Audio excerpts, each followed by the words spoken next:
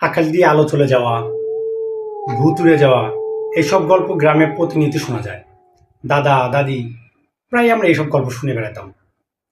তো মাঝে মাঝে এরকমটা মনে হইতো যে না, এই তো ভূত উড়ে আসতেছে, বা এই তো জিন বা পরি উড়ে আসতেছে।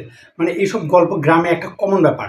তো তার ভিতরে আমাদের গ্রামটা ছিল অন্যরকম, যেখানে ভৌতিক গল্পটা একটু বেশি। মানে প্রায় প্রতিটা ফ্যামিলির সাথে এরকম কিছু ঘটনা ঘটছে। তো তার ভিতরে সবচেয়ে প্রধান একটা কাহিনী, মানে যে কাহিনীটা না বললেই নয়। যদি কোনো মেয়ের বিয়ে হতো, হ্যাঁ, নতুন বউ মানে গ্রামে আসবে, তো বিয়ে করে নিয়ে তারা বাসার দিকে রওনা দিল। তো বাসার দিকে রওনা দিলে ওই মেয়েটা সবটুকু রাস্তা আসবে সব ঠিক, যখন আমাদের গ্রামের প্রবেশদ্বার মানে গ্রামে প্রবেশ করবে, এমন সময় সব কিছুই আপনি ঠিক পাবেন। তো যে মেয়েটাকে বিয়ে করে নিয়ে আসতেছে, সেই মেয়েটা সম্পূর্ণ রাস্তা ভালোভাবে আসবে। ভালোভাবে আসার পরে যখনই সে ওই বাঁশঝাড় বা ঝোপঝাড়ের ভিতর দিয়ে বাসায় পৌঁছাবে, তখন হবে হচ্ছে আসল ঘটনা। ওখান থেকেই ঘটনাটা শুরু।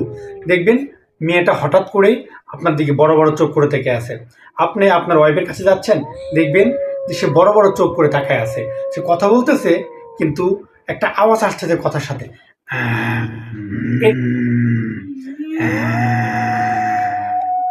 এরকম একটা শব্দ করতেছে। হঠাৎ করে ঘুমটা যখন উঠাবেন, দেখবেন বড় বড় চোখ করে আপনার দিকে তাকায় আছে।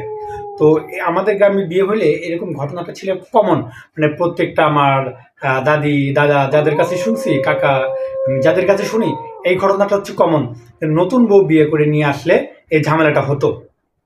তার জন্য কি করতো, দিন সকালে নিয়ে আসতো। তো দিন সকালে নিয়ে আসলে পরেও যদি ওই বউ কখনো মাথার কাপড় ছাড়া বা ঘোমটা ছাড়া বাড়ির বাইরে বেরোতো, বা বাড়ির সাইডে যে গাছগাছালি প্রায় গুলো করে থাকে, এরকম কোনো জায়গায় যেত, ঝামেলা হইতো। তো যে নতুন বউ আসলে আমাদের গ্রামে ঝামেলা হবে, এটা হচ্ছে কমন।